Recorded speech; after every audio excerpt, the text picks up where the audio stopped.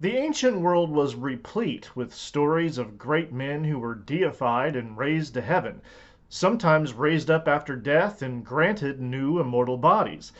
We don't tend to witness this kind of thing on an idle Tuesday after picking up our dry cleaning and arguing with our racist Uncle Ned on the internet, so we tend to relegate these stories to the stockpile of ancient myth and legend.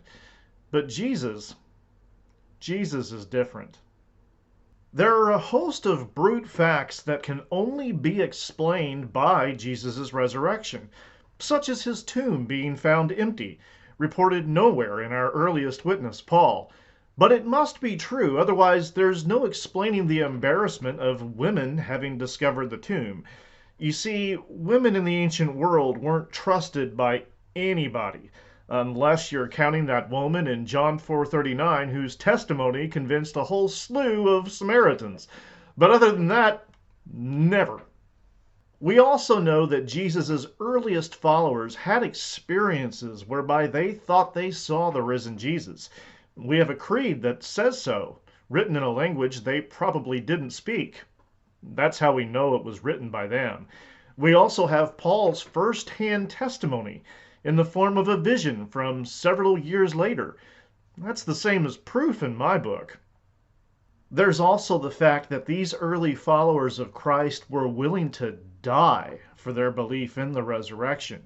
We have vague descriptions of the deaths of Peter and Paul by a non-eyewitness from the late first century, Pope Clement.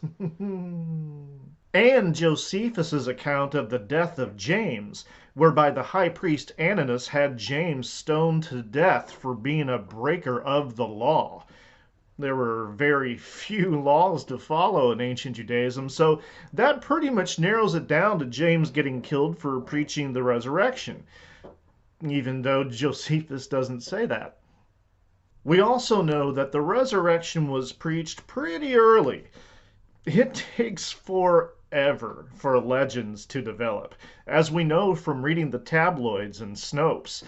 And when there are people still living who could refute stories that they know to be false, people always listen.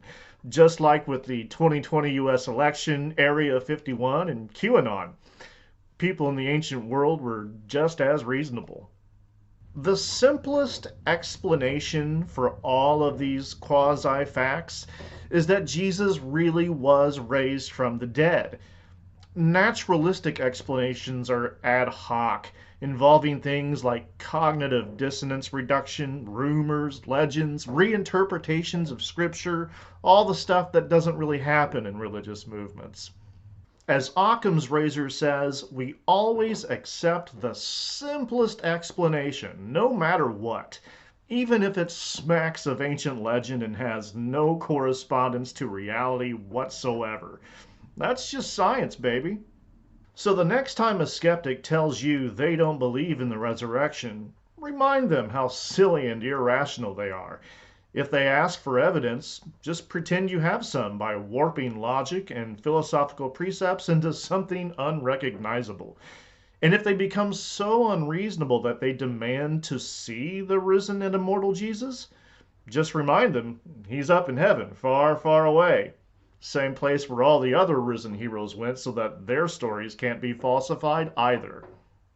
This has been Derek Bennett with A Theologica. Good luck in your preaching and deception.